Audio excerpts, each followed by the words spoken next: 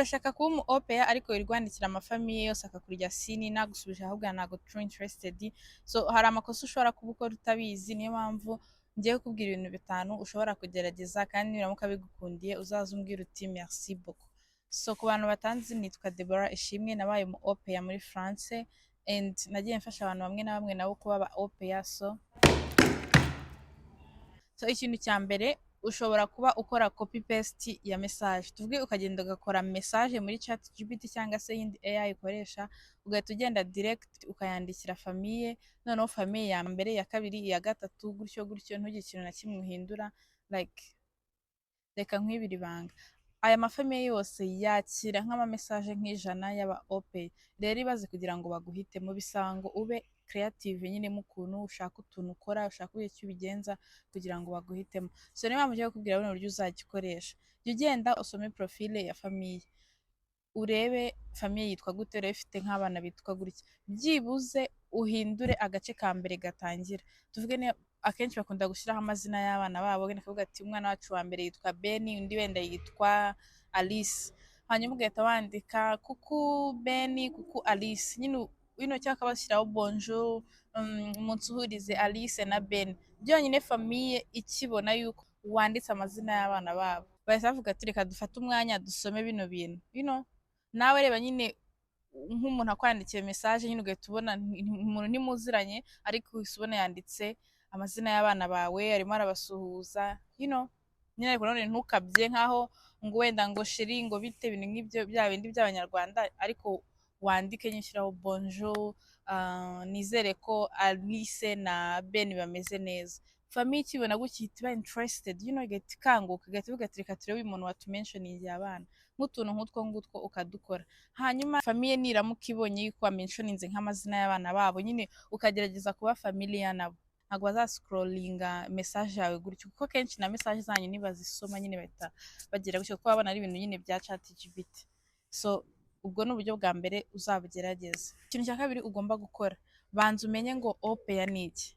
Niba uri kwandika message, uri kwandikira famiye cyangwa se uri gucreatinga profile yawe, urabizi yuko uri gucreatinga profile bakubaza ibibazo byinshi bigiye bitandukanye, wijya kwandika ibintu bitandukanye nyine bitari related na opeya. Opeya urabizi yuko ari ibintu bijyanye no kurera abana, akenshi amafamiye yose bashaka abantu bashaka kurera abana. So ujya kwandika ngo ibintu wenda ngo ndi umukobwa wenda ngo nkunda wenda se ibintu nyine ukunda bitari related cyangwa se bidafite nk'ahantu bihuriye. Shaka uburyo ki byose, buri kintu cyose ukora gifite aho gifitanye isano n'abana cyangwa se no gukunda abana no kugira. Tubwira niba ukunda guteka, shaka uburyo ki nyine ubigoronzora ku buryo biri bwumvikane ko ibyo guteka abana ugatsinda nkunda guteka kubera yuko ndibuka ko natekeraga nk'abana ba mukuru wanjye bagakunda ibiryo natetse, nyine utuntu nk'utu tugenda udusesekamo. Wijya kuvuga ngo nkunda ngo guteka ngo inkoko ngo na chips fini, famiye ikibyumvira avuga ati nyine ibyo ni ibintu byo guteka bisanzwe, ariko icyumva yuko wagiye ushyiramo utuntu turi related n'abana ariko none biri natural, ntujye kubikabiriza nanone, famiye uko bisa kose izaguha umwanya. Ikindi tuvuge wishyire mu mwanya w'uwo mubyeyi uri gushaka umu opeya, ivuga ati nanjye ndi gushaka umu opeya, nkabona umu opeya wanditse bino bintu, uko bisa kose naba interested yo gusoma ibintu byiwe. Ingingo ya gatatu, kuba uri desperate kubona famiye cyangwa se nyine kuba uri kwihuta cyane, nyine ushaka vuba vuba guhita ubona famiye, ugahita uvuga ati ndashaka kuza, ku buryo ikintu cyose bakubaje uhita uvuga ngo ese ushoboye iki, ugahita uvuga nshoboye buri kintu cyose, ese hari ibintu udakunda, ibintu byose ndabikunda, nyine ukamera nkaho like you are too desperate, like ntushobora bakubajije wenda ese n'ibiki uzi gukora, uvuga ati ube precise, uvuga uti nzi guteka, nzi gukoropa, nzi gukubura, ibintu nk'ibyo ngibyo. Hanyuma ariko wowe kubera ko wumva yuko nuvuga yuko ibintu byose ubikunda bari buhite bagukunda, bigatuma tuvuga ngo everything, nyine na famiye ihita ibibona, nyine igahita ibona yuko ikintu ushaka nyine ni ikintu kiri bugukura ahantu uri ushaka kwizira, ari nk'ibintu nk'ibyo ngibyo.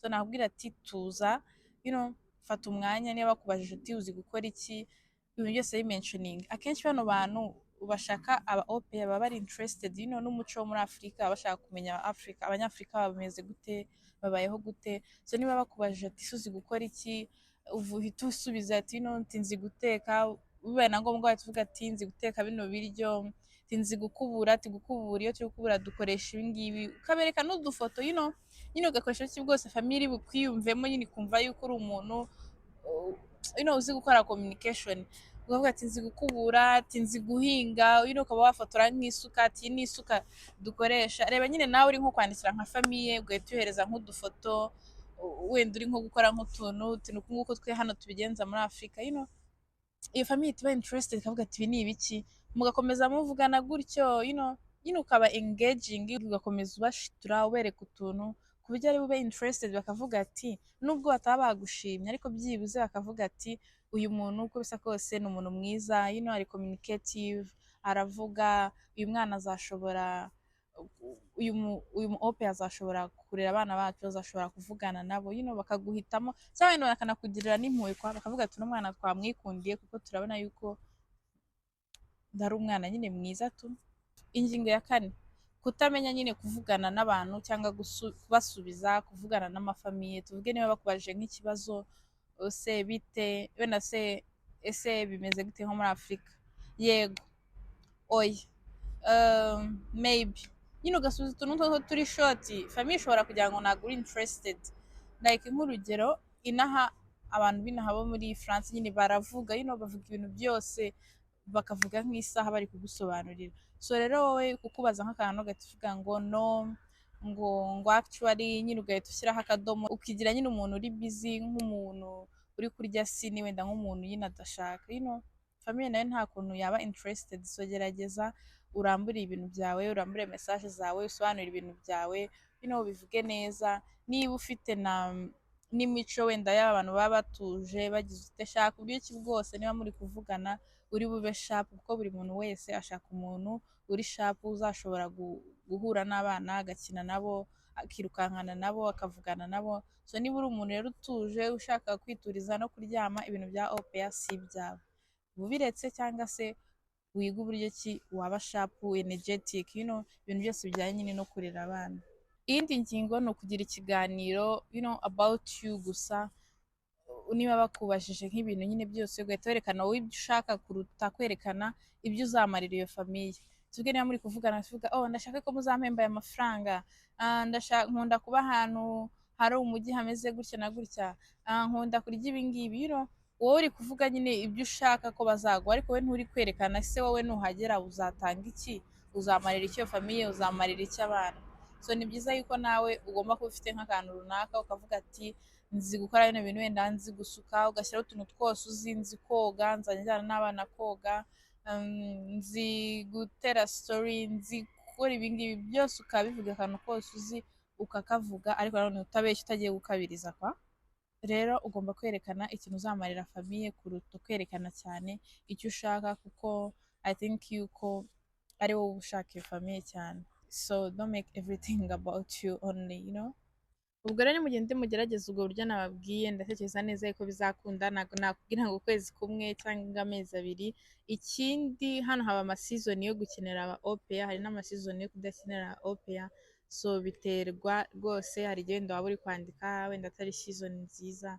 So komeza ugerageze wowe ukore profile iri impressive, uzabona amafamiye. Ikindi ugerageza nyine ujyeho inshuro nyinshi, uko ujyaho inshuro nyinshi website ya opeya ibona yuko uri active, igakomeza nyine ikurikomendinga ku mafamiye menshi, nyine profile yawe buri muntu wese uje akayibona. Ariko iyo ugiye ukamara ukwezi, ukamara icyumweru utarajyaho, utandukanye n'umuntu ujyaho buri munsi cyangwa se buri masaha 2.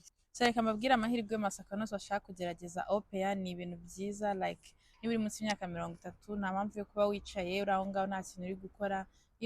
Waza ugakora umwaka umwe ukisubirira mu gihugu cyawe, biba ari ibintu byiza, biba ari experience, ni culture exchange. So I think my next video nzakora kuri document ukeneye kugira ngo ube umu opeya, izo famiye yawe iguha, ndetse n'izo nawe ukeneye kugira ngo ubone. So you guys, thank you for watching. Mwibuke gusubscribinga niba mukunda content zanjye, like, share, following kuri TikTok ndetse na Instagram, hose ni Deborah Nyibe. Ikindi ku bantu bakunda kureba amafilm, nakoze amafilme muri video zanjye za mbere, mugende muyarebe, ari interesting. Harimo abakinnyi mukunda bo mu Rwanda nk'Intare y'Ingore, n'abandi benshi benshi cyane. So you guys, bye, have a good day.